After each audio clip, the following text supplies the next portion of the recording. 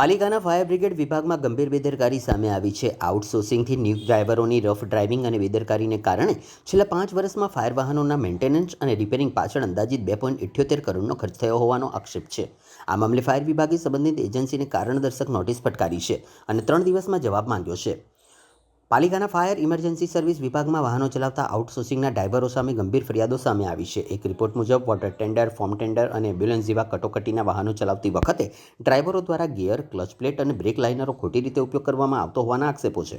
પરિણામે વાહનો વારંવાર ખરાબ થતા છેલ્લા 5 વર્ષમાં મેન્ટેનન્સ અને રિપેરિંગ પાછળ જ અંદાજિત 2.78 કરોડનો ખર્ચ થયો હોવાનું જણાવ્યું છે. ફાયર વિભાગના હંગામી ચીફ ફાયર ઓફિસરે એજન્સીને પાઠવેલી નોટિસમાં ઉલ્લેખ કર્યો છે કે આવી બેદરકારીને કારણે આગ કે અકસ્માત જેવી ઇમરજન્સી પરિસ્થિતિમાં પણ વાહનો બંધ પડી જતા બચાવ કામગીરીમાં અવરોધ ઊભો થવાનો ખતરો રહે છે. આ ઉપરાંત કેટલાક ડ્રાઈવરો પૂર્વ જાણ કર્યા વિના રજા પર ઉતરી જતા ઇમરજન્સી સેવાઓ પણ પ્રભાવિત થતી હોવાનો આક્ષેપ કરાયો છે.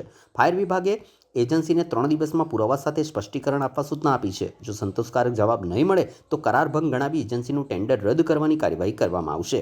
આ મામલે હવે સૌની નજર એ વાત ઉપર છે કે એજન્સી શું જવાબ આપે છે અને પાલિકા આ ગંભીર બેદરકારી સામે શું પગલાં ભરે છે. આટલા વખતથી ઘણીવાર આપણને ગાડીઓને એમ તેમ રિપેરિંગના ખર્ચાને એમ વધી રહ્યા છે એવું જાણકારીમાં આવ્યું છે મિકેનિકલ વિભાગ તરફથી. એટલે અમે એજન્સીને નોટિસ આપી છે કે ભાઈ આવું હોય તો ચેક કરે, જે પણ આમાં જવાબદાર કરતા હોય જવાબદારી બંધાય તો એની ઉપર એક્શન લઈ શકીએ. તો ટૂંકમાં જે પણ આપણે વ્હીકલ્સના ખર્ચા આવેલા ડ્રાઈવર હોય, ચલાવનાર ઓફિસ ડ્રાઈવર હોય તો જેમના કોન્ટ્રાક્ટ છે એમને જ અમે જાણ કરી છે કે ભાઈ આ જે પણ ડ્રાઈવર હોય તેમને એમના દ્વારા જે પણ એક્શન લેવું હોય એમને એમ રીતે લઈ શકે છે તેમને જાણ કરી છે અમે. અલ્ટ્રા મોડર્નની એજન્સી છે જે અહીં ગાડી કોન્ટ્રાક્ટમાં ડ્રાઈવર સપ્લાય કરે છે.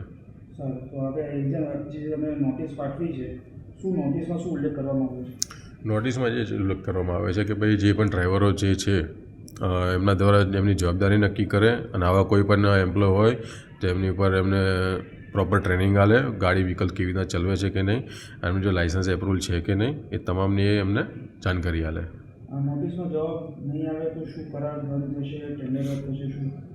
ઓલરેડી પણ હાલમાં આપણું ટેન્ડરિંગની પ્રોસેસ ચાલી રહી છે નવા ટેન્ડરની. એ ટૂંક સમયમાં નવો કોન્ટ્રાક્ટ આવી જશે. ઓલમોસ્ટ નવું ટેન્ડર આવશે, નવો જે પણ આવે અંદર એમના તો પછી આ ઓટોમેટિક આ ક્લોઝ થઈ જશે.